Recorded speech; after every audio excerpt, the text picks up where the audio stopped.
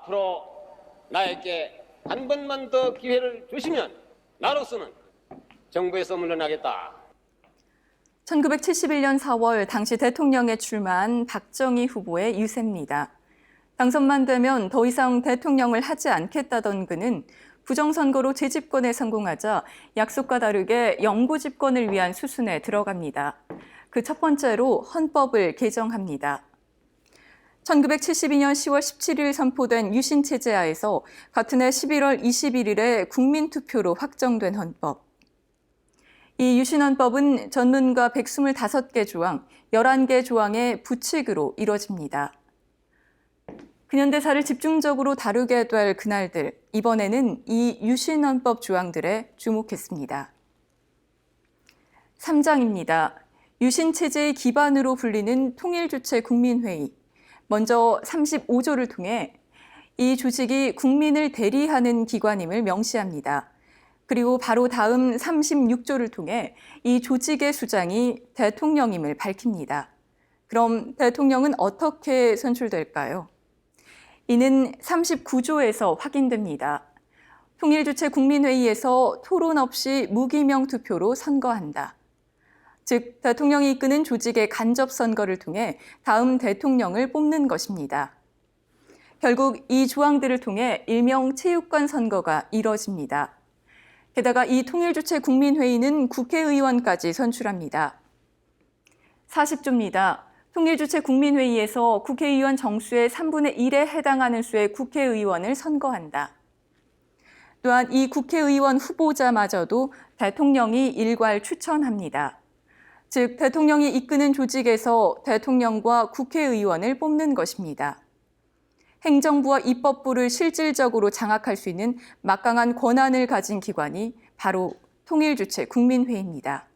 그리고 이 막강한 권력의 수장이 바로 박정희입니다.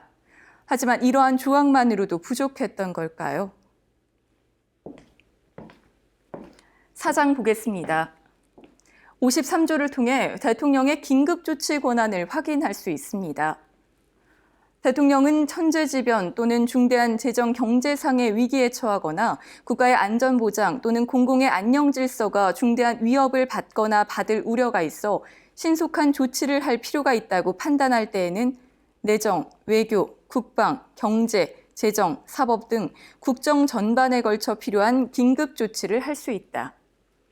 또한 필요한 경우 국민의 자유와 권리를 정지하고 정부나 법원의 권한 역시 정지할 수 있습니다. 박정희 당시 대통령이 필요하다고 판단하면 대한민국이 언제든 계엄 상태에 놓일 수 있게 된 것입니다. 하지만 이 긴급조치가 필요하다고 판단할 만한 기준이나 조건 등은 전혀 없습니다. 오로지 대통령의 판단이 기준입니다.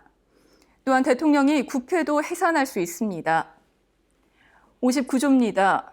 대통령은 국회를 해산할 수 있다. 이 역시 명시된 근거나 기준은 없습니다. 절대 군주에 가까운 권한을 대통령에게 부여한 셈입니다. 하지만 유신체제가 선포되고 헌법을 개정해 유신헌법을 시행하기까지는 일정 기간의 공백이 생길 수밖에 없습니다. 이에 대한 내용은 부칙을 통해 확인됩니다.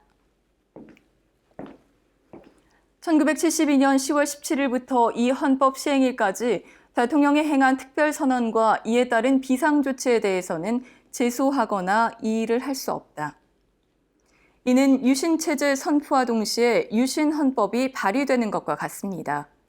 이로써 공백기마저도 없어지고 체제 선포와 동시에 행한 일들에 대한 면죄부까지 받습니다. 결국 유신체제를 선포한 1972년 10월 17일부터 사실상 유신 독재가 시작됩니다. 지금까지 모두 9번의 헌법 개정이 있었습니다. 그 가운데 6번은 장기 집권을 위한 일이었습니다. 그리고 이 중에서 3번은 박정희 정권에서 이루어졌습니다. 하지만 변하지 않은 헌법 제1조, 대한민국의 모든 권력은 국민으로부터 나옵니다. 그날들, 장부경입니다.